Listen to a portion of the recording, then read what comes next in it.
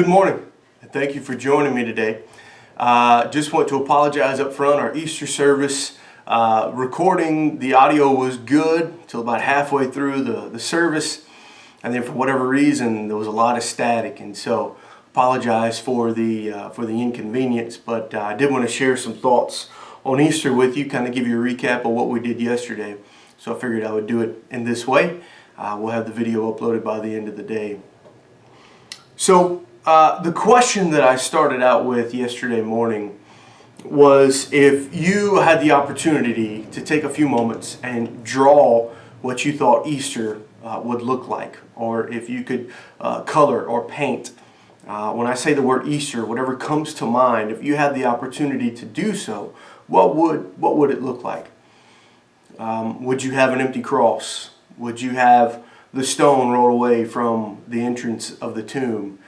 Would you have maybe some crown of thorns or some nails placed to the side? Would you have the women walking to the tomb early that Easter morning? The reality is however you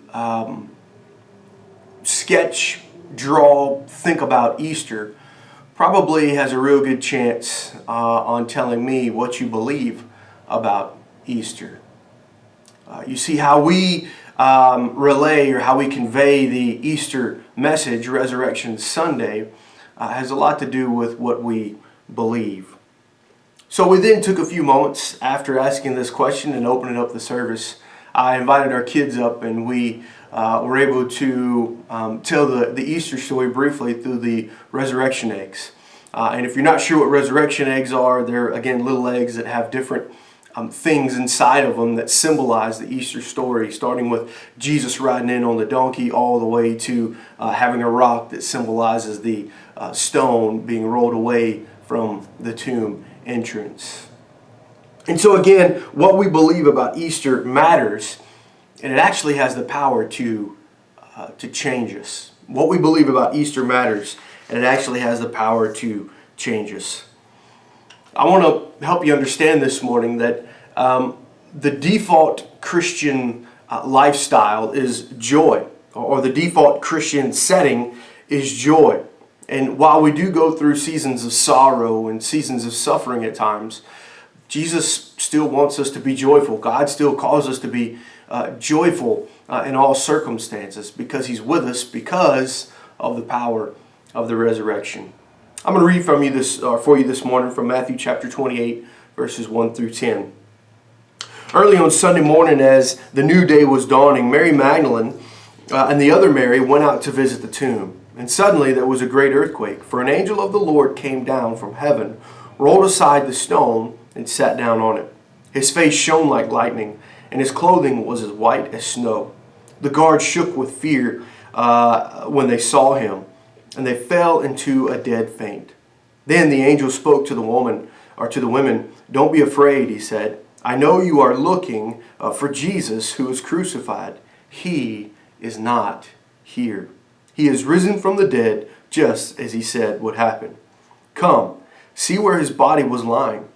And now go quickly and tell the disciples that he is risen from the dead, and he is going ahead of you to Galilee. You will see him there. Remember what I have told you." The women ran quickly from the tomb. Listen to this. They were frightened, but they were also filled with great joy. And they rushed to give the disciples the angel's message. And as they went, Jesus met them and greeted them. And they ran to him, grasped his feet, and worshipped him.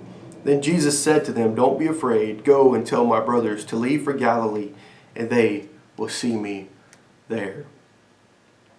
When the women went to the tomb early in the morning, they were very frightened. What they had witnessed, what they were expecting, they were very frightened, yet filled with great joy. I want to ask, have you ever been very frightened and yet filled with great joy? One thing I thought of is the day that I got married, right? When Sierra and I decided to make that commitment to one another, that lifelong commitment to one another. I remember that day like it was yesterday. I was frightened that morning. I was nervous. I was anxious that morning. It's funny, Sierra says, "Do you really think that we weren't going to get married?" I said, you could have had second thoughts about me. You could have had second thoughts about marrying me of all people in the world. And the fact that you chose me it still just blows my mind, right? And so in that moment, my wedding day, I was frightened, but man, I was also filled with great joy. When our little boy and our little girl was born, we'd had some pregnancy complications in the past. And so when Sierra was pregnant with both our little girl at first and then our little boy, which came just a year ago almost, we were just frightened. We were scared. We were anxious, right? Because we didn't know how things were going to turn out. But man, as soon as I heard their first cry, as soon as I held them in my arms for the first time, any fear that I had was gone. It turned to joy and excitement in those moments. So there are moments in our lives when we are frightened, we are anxious about what's going on, but man, we can be filled with joy also because we know that the Lord is with us, that He helps us and He wants the best for us. I can't begin to imagine what joy that they experienced on that first Sunday morning, right? Jesus had been resurrected. He is alive. He's there no more. The joy that filled their hearts, their minds, their souls in that moment. But again, there was also fear. A violent earthquake would cause any of us to be afraid. Seeing an angel whose appearance was like lightning and whose clothes were as white as snow, that's enough to create angst in almost anyone. But there's good news. Again, God imagines a joyful life for you. But then there's also bad news. When the earth shakes, people begin to tremble.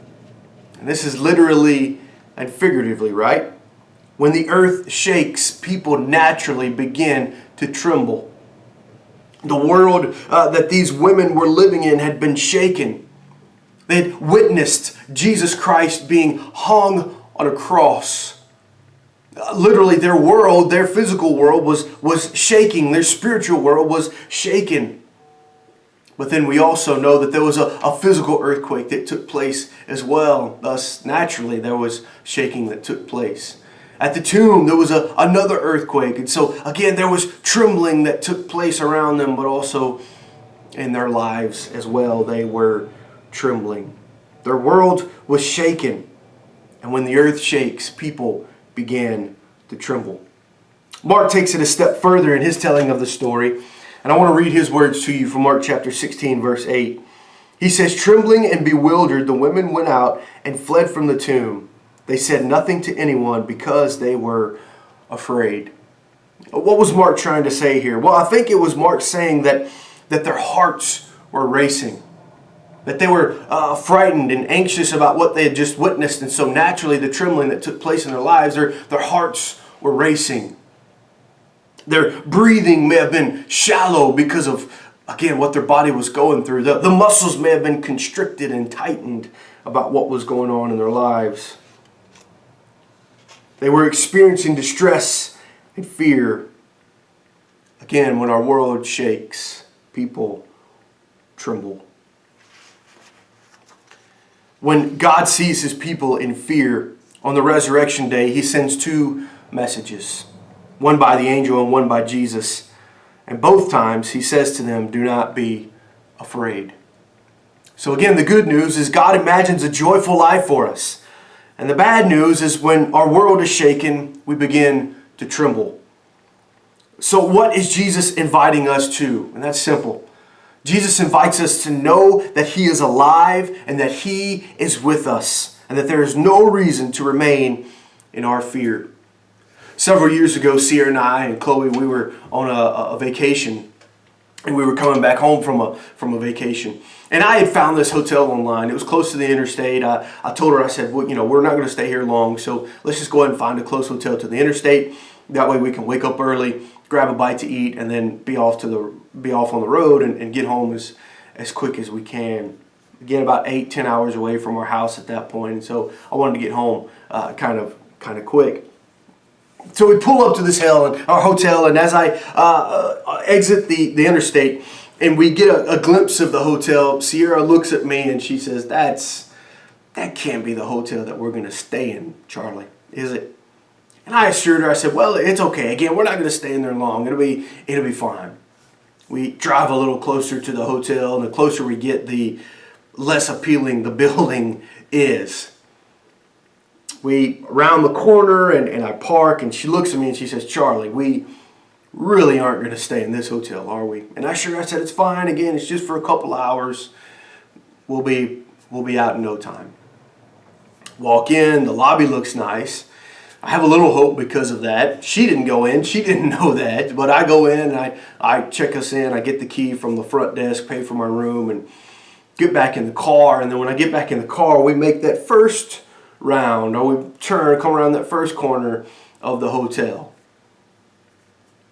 We both then begin to get a little more frightened, if you will, and have this awkward look on our face. The first couple rooms that we see have ply boards on each one of the windows. And it's not like the plyboard was just put on there. The plyboard had been there a while, and you could actually see some rot in some areas and some of the plyboard peeling away from itself.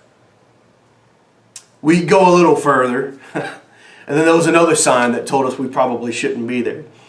We see a car at the end of the side of the building there with it on bricks, and the rims have been removed. The tires have been removed from the car itself. We then look at each other, and I said, it'll be all right. Again, we're just going to be here for a few hours. Promise, we won't be here too long. I just need to get a couple hours rest, and then we're going.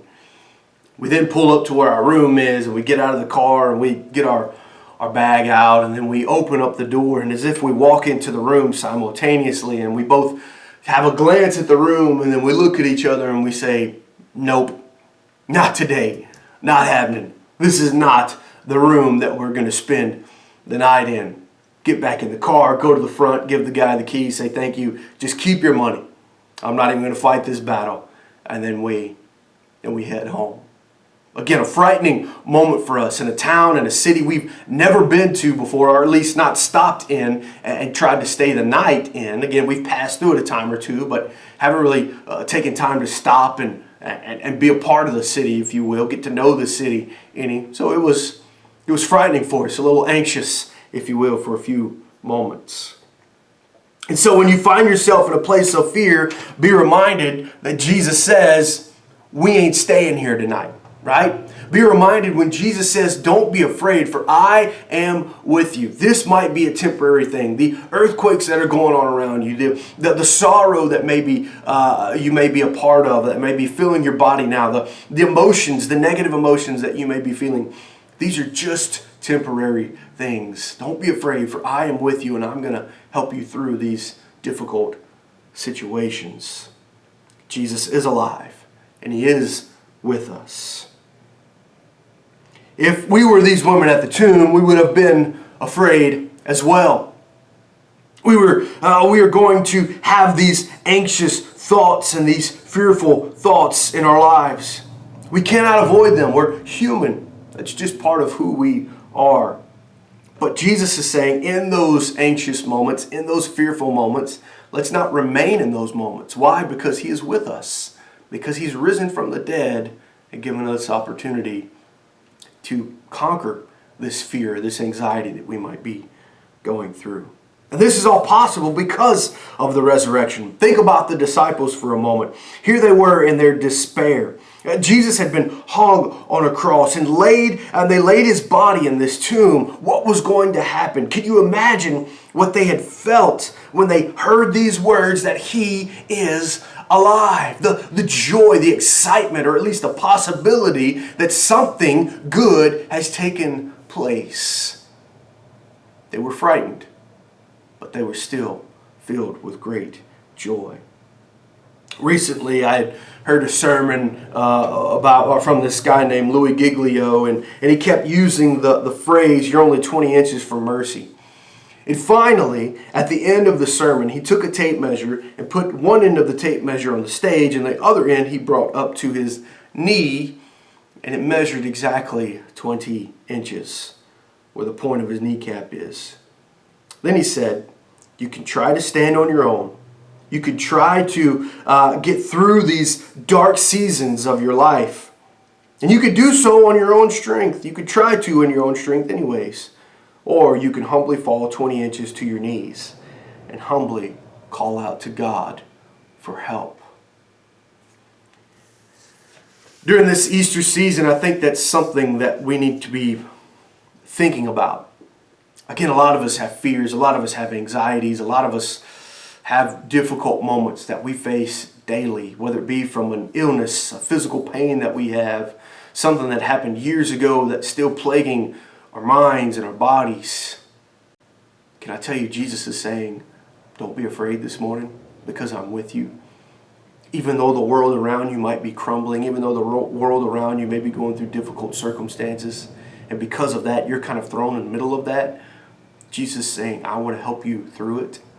There's no need to be in fear. I'm with you. Jesus is saying, I'm alive today. I'm alive for you, and because I want to help you. So maybe that's you this morning. Maybe you are living in fear. Maybe you're living in anxiety, and you want God to take that away from you. Jesus is saying, don't be afraid. Reach out to Him and humbly seek Him for help. I'm going to pray for you right now. Thank you for listening to this message. Again, I'm sorry it wasn't live as we had intended on Sunday morning. We did have a great service, and I want to thank everybody that was involved, our kids, those that helped with communion. Thank you all for your help. It really made the day, if you will. But I'm going to pray for you this morning. If you made it this far in the video, thank you again for watching. I hope you have a blessed day. God, thank you for this day. Thank you again for the opportunity that we have to, even a day later, be able to think about Easter and the joy that brings, knowing that Jesus Christ is alive. Because of that, we have this salvation. We have this new life that we're able to live. And so I thank you for that, Lord. God, it also means that the fears and the anxieties that we go through on a day-to-day basis, some of us constantly, gives us an opportunity or gives us a way to conquer these fears, or at the very least, deal with some of these things knowing that you're with us. So Lord, I pray for that one right now that's watching this video that may be filled with anxiety, filled with fear. I pray that you would help them now. God, maybe we all need to humbly fall to our knees in mercy and in grace and accept you for who you are. No, maybe we do need to do that, God, more times than we would care to admit. So Lord, I pray that you would help us. Again, thank you for those that watched. Pray that you bless them, God. Lord, may your word go forth, and may it fall on open hearts and open minds, and may you be glorified. Again, be with us this week. Help us to share the gospel to somebody. That's in your Son's name that I pray. Amen. Again, thank you for watching. Hope you have a blessed day. I look forward to seeing you soon.